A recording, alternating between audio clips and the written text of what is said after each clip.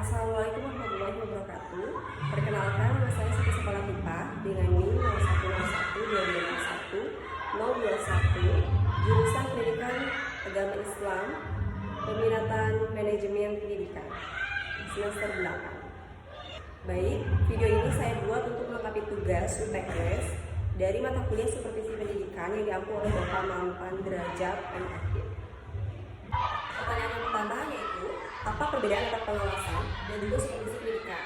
Baik, izin menjawab. Dalam konteks manajemen sekolah, pengawasan atau controlling dan juga supervisi pendidikan memiliki emosi, pendekatan dan juga tujuan yang sangat berbeda. Mulai dari pengawasan dan juga controlling, yaitu bersifat mekanis dan juga administratif dan juga top down atau dari atas sampai ke bawah. Kemudian controlling itu memastikan ketercapaian regulasi, patuhan dan juga keadaan, ketepatan waktu dan juga pemenuhan dokumen administratif seperti presensi, silabus dan juga RP. Kemudian tujuannya itu sendiri yaitu menilai kesesuaian antara pelaksanaan dengan rencana baku serta mencari kesalahan atau kekurangan untuk dikoreksi atau dikorektif. Sedangkan supervisi pendidikan lebih bersifat humanis, demokratis, kolaboratif dan juga membimbing. Fokusnya itu sendiri yaitu mengembangkan profesionalisme guru, peningkatan kualitas proses pembelajaran di dalam kelas, serta memberikan bantuan teknis edukatif. Seperti itu. Kemudian untuk tujuannya ini sendiri yaitu memberikan pembinaan, menumbuhkan potensi guru dan bersama-sama mencari solusi atas kendala pembelajaran kelas demi untuk belajar siswa atau preventif dan juga transformatif. Kesimpulannya itu sendiri dari perbedaan antara pengawasan atau controlling dengan supervisi pendidikan, yaitu untuk pengawasan bertugas memastikan sekolah berjalan sesuai jalur hukum atau aturan, sedangkan supervisi pendidikan bertugas untuk memastikan guru mengajar dengan kualitas yang paling terbaik. Soal nomor 2 yaitu analisis model supervisi klinis untuk guru yang kurang percaya diri. Baik, izin dijawab. Untuk modal supervisi klinis itu sendiri yaitu membentuk supervisi yang berfokus pada tatap muka langsung antara supervisor dan juga guru berbasis siklus yang terdiri dari 3 tahapan utama: pertemuan awal, kemudian observasi secara langsung, pertemuan balikan atau evaluasi objektif. Prinsip utamanya adalah kemitraan, kebutuhan guru, dan fokus pada perbaikan performa mengajar yang lebih spesifik. Pada pertemuan awal, supervisor berperan sebagai mitra diskusi, bukan penguji. Di sini supervisor mendengarkan kecemasan guru dan juga bersama-sama menyepakati aspek mengajar apa saja yang ingin diobservasi, misalnya teknik pembuka di dalam kelas atau yang lainnya. Kemudian yang kedua ada tahap observasi, yang mana supervisor itu mencatat data secara objektif, bukan subjektif atau menghakim. Guru mengetahui keberadaan supervisor di kelas murid untuk membantunya bukan mencari kesalahan. Kemudian yang terakhir, tahapan yang ketiga itu tahap pertemuan balikan, yaitu di mana supervisor terlebih dahulu meminta guru merefleksikan diri, lalu menyajikan data yang positif terlebih dahulu mengenai apa saja yang data apa saja yang nyata. Ini akan membangun ego profesional dan juga mendongkrak rasa percaya diri guru yang secara bertahap.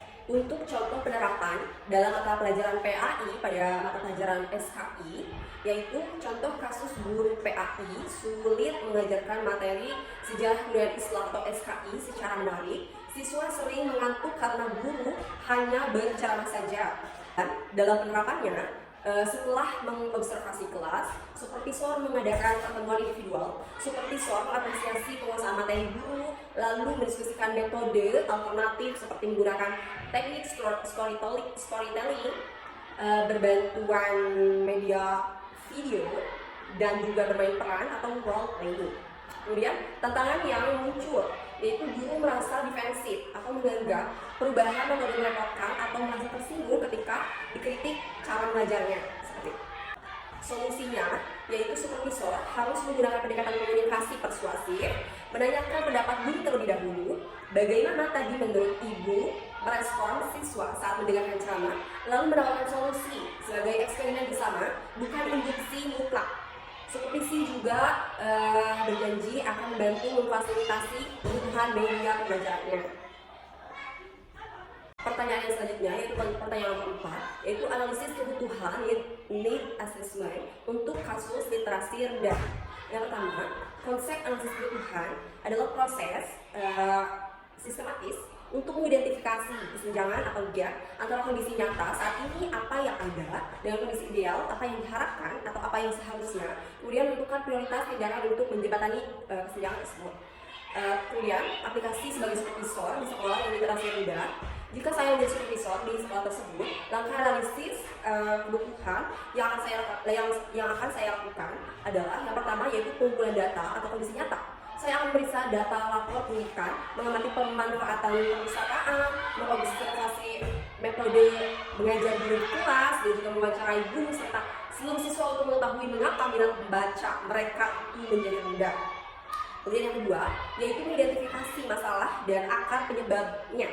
Contohnya menemukan mengapa literasi rendah, yaitu apakah karena buku bacaan di sekolah tersebut sangatlah kurang menarik, apakah karena guru tidak pernah menerapkan strategi membaca yang intensif, ataukah mereka dalam lingkungan kelasnya tidak mendukung untuk mereka membaca atau berliterasi. Itu bisa saja terjadi. Kemudian yang selanjutnya itu merumuskan program supervisi berdasarkan akar masalah. Saya akan mendesain program jika masalah apa yang ada dalam kompetensi guru, maka fokus dalam supervisi saya adalah melatih guru untuk menerapkan metode pembelajaran berbasis literasi. Misalnya itu mengintegrasikan teknik membaca skimming selama 5 menit dan juga scanning dalam tugas kelompok atau membiasakan kegiatan 15 menit membaca sebelum belajar. Seperti itu. Baik, pertanyaan nomor 5 yaitu perbedaan supervisi akademik dan juga non-akademik dan juga contoh integrasinya.